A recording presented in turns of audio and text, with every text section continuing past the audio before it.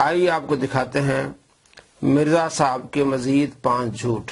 آپ نے بریلویوں پر الزام لگایا ہے کہ بریلوی رسول پاک صلی اللہ علیہ وسلم کے لیے علم غیب اللہ کی عطا کے بغیر مانتے ہیں، جو سفید جھوٹ ہے آپ کا۔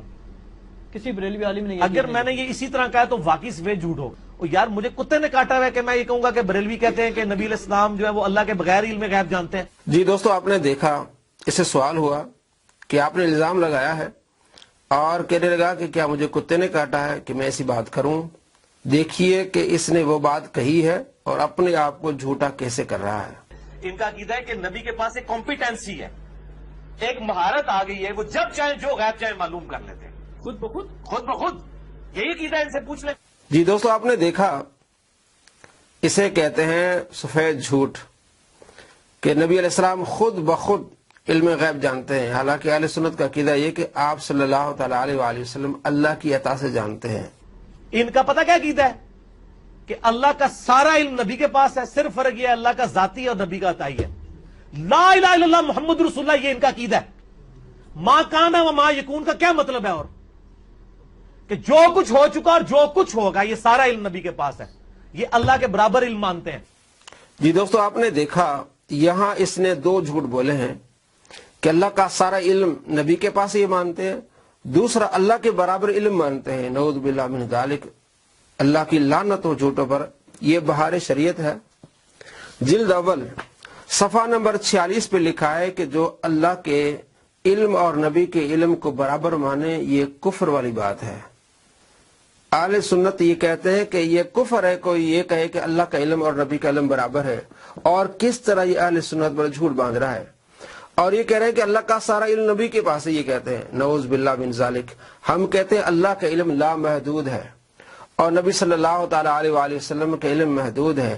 آپ صلی اللہ تعالی علیہ وآلہ وسلم کو اللہ تبارک و تعالی نے علم جو عطا فرمائے درجہ بدرجہ، اللہ کا علم ایسا نہیں ہے۔ یہ فتاوی رضوی ہے، 29ویں جلد ہے اور صفحہ نمبر اس کا ہے 409۔ آپ فرماتے ہیں شاہ احمد رضا خان رحمۃ اللہ علیہ کہ اللہ تبارک و تعالی نے اپنے محبوب کو درجہ بدرجہ علم عطا فرمایا، اور اس نے کس طرح جھوٹ باندھا، اور یہ صراط الجنان ہے۔ سورہ النازعات کی آیت نمبر 42 پہ کی تفسیر لکھتے ہیں کہ آپ صلی اللہ تعالی علیہ وآلہ وسلم کو شروع میں قیامت کا علم نہیں تھا، بعد میں درجہ بدرجہ اللہ تبارک و تعالی علم عطا فرمایا۔ یہ 10ویں جلد صفحہ نمبر 533۔ اب یہ بیان قرآن ہے علامہ غلام رسول سعیدی رحمۃ اللہ علیہ کی 12ویں جلد صفحہ نمبر 565۔ آپ یہی فرماتے ہیں کہ اللہ تبارک و تعالی نے اپنے محبوب صلی اللہ تعالی علیہ وآلہ وسلم کو درجہ بدرجہ علم عطا فرمایا۔ شروع میں آپ قیامت کے علم نہیں جانتے تھے، بعد میں اللہ تبارک و تعالی نے آپ کو علم عطا فرمایا۔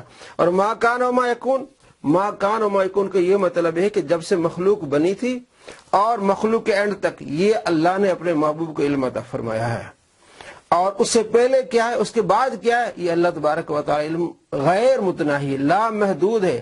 آپ صلی اللہ تعالی علیہ وآلہ وسلم کا یہ جو علم ہے یہ بخاری مسلم سے ثابت ہے۔ ما کان و ما یکون کا ہمارا عقیدہ بخاری مسلم سے ثابت ہے۔ بخاری شریف 3192، حضرت عمر رضی اللہ تعالیٰ عنہ فرماتے ہیں کہ آپ صلی اللہ تعالی علیہ وآلہ وسلم ہمیں خبر دی جب سے مخلوق بنی تھی یہاں تک کہ جنتی جنت میں داخل ہو گئے، جہنمی جہنم میں پہنچ گئے۔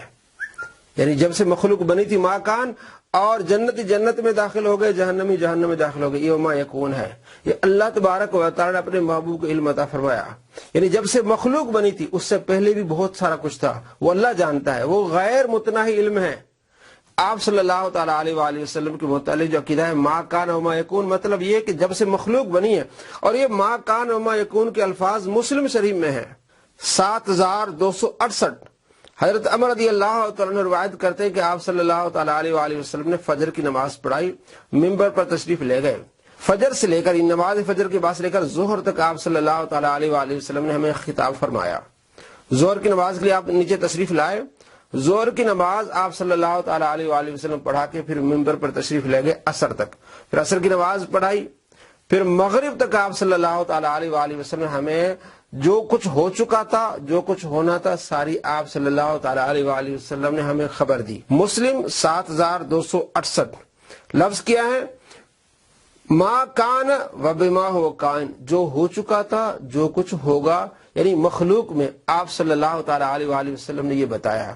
اس نے دونوں جھوٹ بولے کہ اللہ کے برابر علم مانتے ہیں. اللہ کے برابر علم یہ کفر ہے، باہر شریعت میں لکھا ہے. اور آپ صلی اللہ تعالی علیہ وآلہ وسلم کا جو سارا علم یہ بھی غلط ہے، اس کی جھوٹ ہے. اللہ تبارک و تعالیٰ کا علم جو لامحدود ہے، غیر متناہی ہے، اور آپ صلی اللہ تعالی علیہ وآلہ وسلم کا علم محدود ہے. اور ما کان و ما یکون کا مطلب جیسے مخلوق بنی ہے اور مخلوق کے اینڈ تک، جو جنتی جنت میں داخل ہو جائیں گے، جہنمی جہنم میں داخل، اس کے درمیان اللہ نے اپنے محبوب کو علم عطا فرمایا جو بخاری مسلم سے ثابت ہے. مزید اس کے دو جھوٹ دیکھیے جس سے اس کی سینچری مکمل ہو جائے گی. صرف عطائی اور ذاتی کا فرق کرتے ہیں. اور اگر یہ کہتے ہیں، ہم کہتے ہیں وہ چونچ اور سمندر والا ہے، وہ تو اتنا بڑا فرق ہے انے نو بھی نظر آ جائے گا. ذرا گنواؤ نا. ہم گنواتے ہیں قرآن و حدیث سے. قرآن میں درجنوں جگہ ہے اے نبی آپ کے پاس قیامت کا علم نہیں ہے. یہ قرآن کی ساری آیتوں کا انکار کرتے ہیں، کہتے ہیں یہ منسوخ ہے، یہ ہو ہی نہیں سکتا حضور کو وفات سے پہلے قیامت کا علم نہ دیا گیا ہو. قرآن میں تو وہ آیت موجود نہیں ہے، لیکن کہتے ہیں یہ محبوبیت کا تقاضا ہے. جی دوستو، آپ نے دیکھا کس انداز سے گفتگو کر رہا ہے. کیا آپ صلی اللہ تعالی علیہ وآلہ وسلم کے متعلق اس طرح گفتگو کرنا مناسب ہوگی؟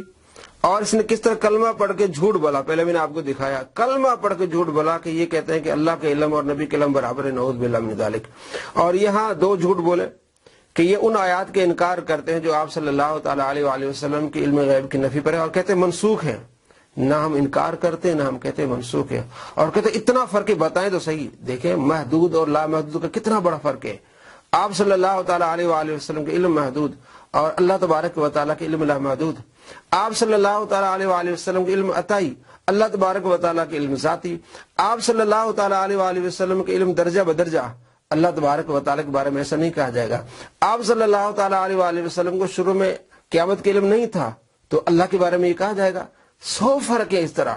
اور کس طرح اس نے جھوٹ بولا کہ ان آیات کا انکار کرتے جو علم غیب کی نفی پر ہے اور ان کو منسوخ مانتے. یہ دونوں اس کا جھوٹ ہے. یہ جعل حق ہے جس کے بارے میں کہتا ہے کہ میں جی یہ بغل میں لے کے گھومتا تھا. یہ جھوٹ بولتا ہے سارے. جعل حق علم غیب کی بحث پر لکھتے ہیں قل لا اقول لكم عندي خزائن الله ولا اعلم الغیب. تم فرما دو کہ میں تم سے نہیں کہتا میرے پاس اللہ کے خزانے ہیں، اور نہ یہ کہو کہ میں آپ غیب جان لیتا ہوں، خود بخود غیب جان لیتا ہوں. اس آیت کی 4 توجیہیں ہیں. اول یہ کہ علم غیب ذاتی کی نفی ہے. دوم یہ کہ کل علم کی نفی ہے. تیسری یہ کہ کلام تواضع انکسار کے طور پر کیا گیا ہے. چہارم یہ کہ آیت کے معنی یہ ہے کہ دعویٰ نہیں کرتا کہ میں غیب جانتا ہوں، یعنی دعویٰ علم غیب کی نفی ہے نہ کہ علم غیب کی.